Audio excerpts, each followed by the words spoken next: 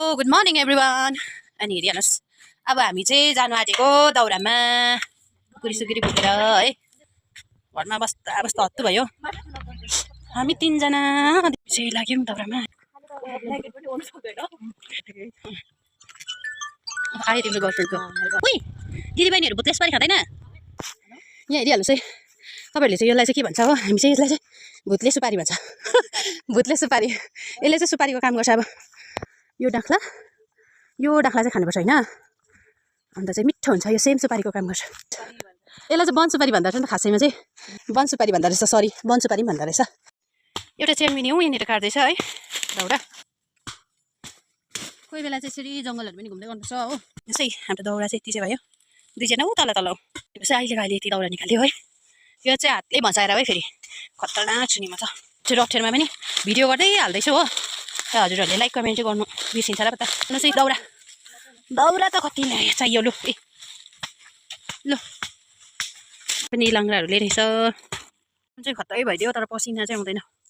पसिना आयो भने चाहिँ भित्रको अलिअलि टक्सिन्सहरू पनि निक्लिन्थ्यो होला है। पसिना आएको भए चाहिँ पसिना चाहिँ आउँदैन, खालि रातो मात्रै हुन्छ है। अन्त स्वेटर चाहिँ किन नखोलेको भन्नुहुन्छ होला। यहाँनिर चाहिँ पुरा खोसिने खालके उयोहरू रहेछ कि काँडाहरू। सेफ्टीको लागि चाहिँ स्वेटर लगाएर काटेको। हेलगाइछौँ, यहाँ काट्दैछ। अर्को हेलगाइछु पर। अहिले मान्छेहरू प्रायः ग्यास बाल्नु थालेर दाउरा खोज्नु छोडेको रहेछ क्या हो। त्यो जमानाले भन्नु कि त्यसले भन्नु मान्छेहरूलाई चाहिँ अल्छे भन्नु कि अब जहाँ गरिलो भन्नु कि है। अल्छे पनि भन्नुभएको छैन। त्यही ग्यास किन्नुको लागि दुःखै गर्नुपर्छ है। खालि लाइफस्टाइलमा त अलिक चेन्ज भएको होला हौ। अल्छे त छैन। मान्छेहरूले जङ्गल पाखा पखेरोहरू बिर्स्यो होला भनेर फेरि यसो भिडियो हाल्दै सम्झाउँदैछौँ है। गाइजहरू पछि काट्दै आउँदैछ हो। म गाई चाहिँ यसरी थाङ्गा निकालिदिन्छु हो। डाँडा पाखा चहराले तिम्रै गीत गाउँछ। गीत पनि त्यस्तै आउँछ फेरि हो।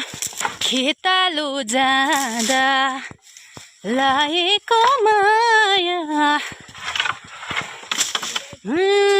जाँदा भुलेछु निष्ठुरी मायालाई।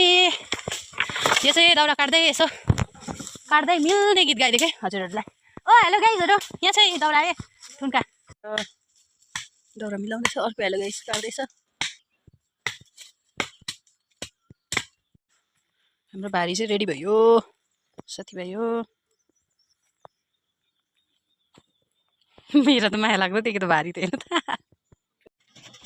यो साथीहरू चाहिँ हामीले ल्याएको दाउरा है। हेर्नुहोस् है, हामी चाहिँ दाउराबाट पनि आइपुग्यो हो। रातो रातो गाला। हाम्रो चाहिँ मेरो मावाला खाल चाहिँ रातो बर्ने खालको छ कि भन्नाले चाहिँ हाम्रो प्रायः वाइबा खाल है। हाम्रो आमा वाइबा हो नि त। वाइबापट्टिको सन्तान हाम्रो मावाला खाल चाहिँ प्रायः रातो रातो हुन्छ हो। हामी पनि मावाला खालपट्टि नै गएको छ, पुरा रातो हुन्छ। अहिले एकछिन त्यति दाउरा लिएर आएको भने त्यति दाउरा बोकेर आएको हो। रातो न रातो हो।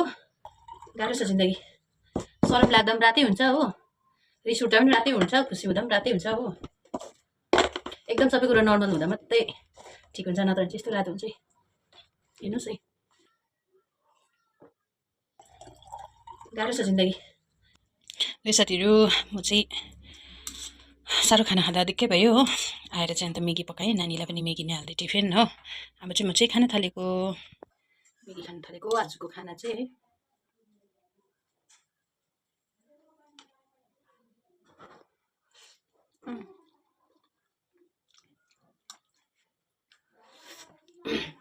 मैले चाहिँ डल्लै फिटेर खाएको हो। पिरो भएछ।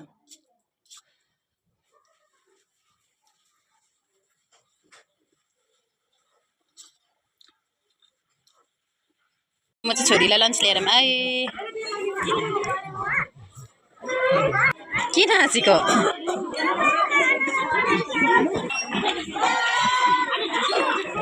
चाहिँ लन्च पनि पुऱ्याएर आएँ है।